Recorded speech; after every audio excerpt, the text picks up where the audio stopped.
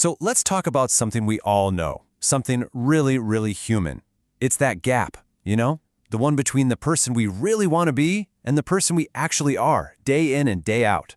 It's that little bit of friction between our best intentions and our daily reality.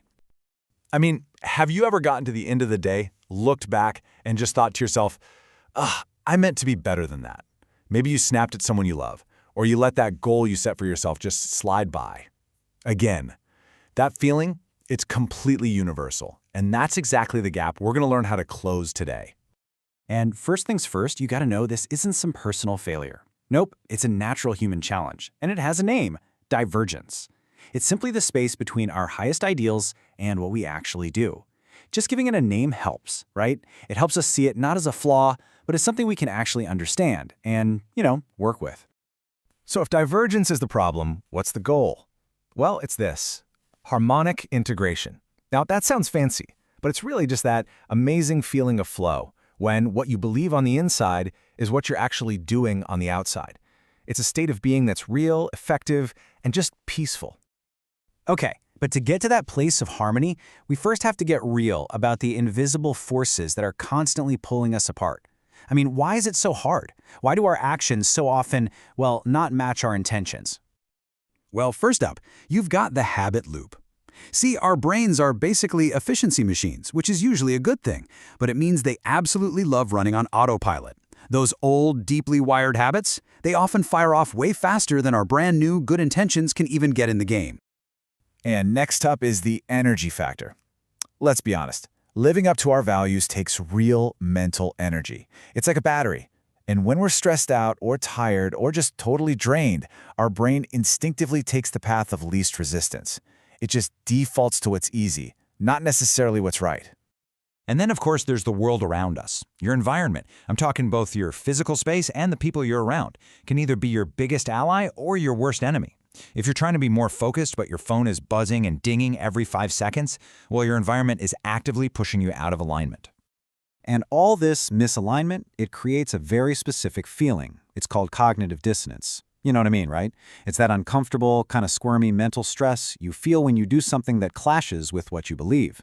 And to get rid of that feeling, we start telling ourselves stories. We rationalize. Oh, I deserve that treat, or I'll definitely start tomorrow. And that just makes the gap even wider. So, what's the real cost of living in this state of misalignment all the time? Well, it's a lot more than just feeling a little frustrated with yourself. It's a serious drain on your life. I want you to think about it like this.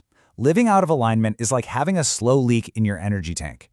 Every single time your actions don't match your values, you're losing a little bit of vital energy to guilt, to stress, to that inner conflict. And over time, that tiny leak can turn into a flood. That's where burnout and anxiety come from. And this just lays it out perfectly. We pay the price on 2 fronts. Internally, we're dealing with all this friction, we start to lose trust in ourselves, and the stress just builds and builds. But externally, it eats away at the trust other people have in us.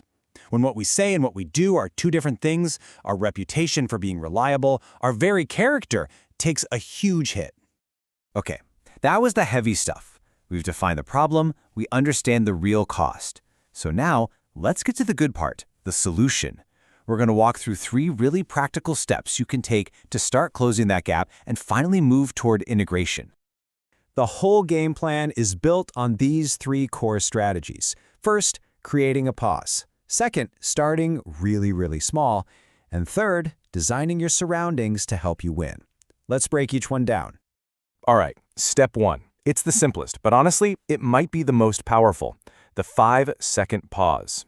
All it is creating a tiny little buffer zone between whatever happens to you and how you habitually respond.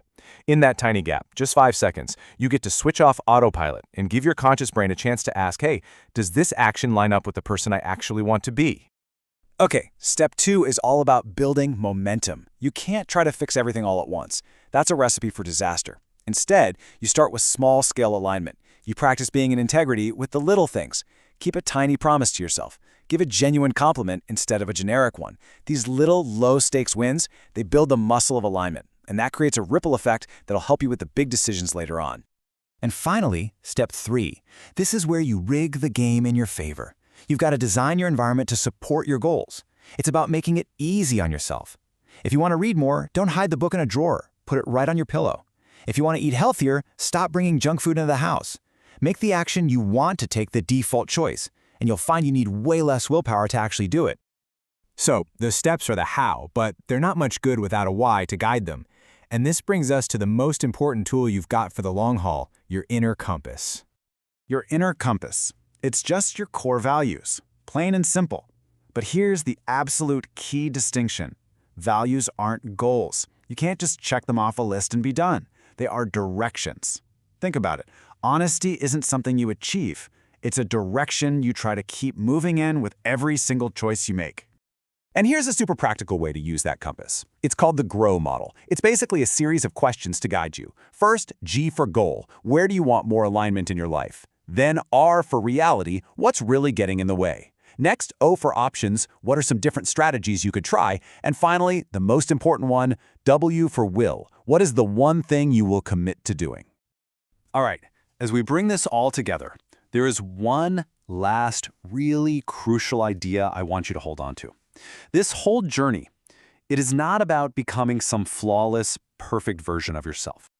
Just remember this, please. The goal is not perfection, it's progress. It's about being present and making a conscious choice right here, right now. One single tiny shift in the right direction today is infinitely more powerful than some huge perfect plan that you just keep putting off until tomorrow. Because in the end, harmonic integration is just a daily practice of being real. It's about living a life where what's in your heart is reflected in your actions. And that way of living isn't just more effective, it's simpler. It's clearer, and it is so much more powerful than a life spent hiding behind a mountain of "I meant to's."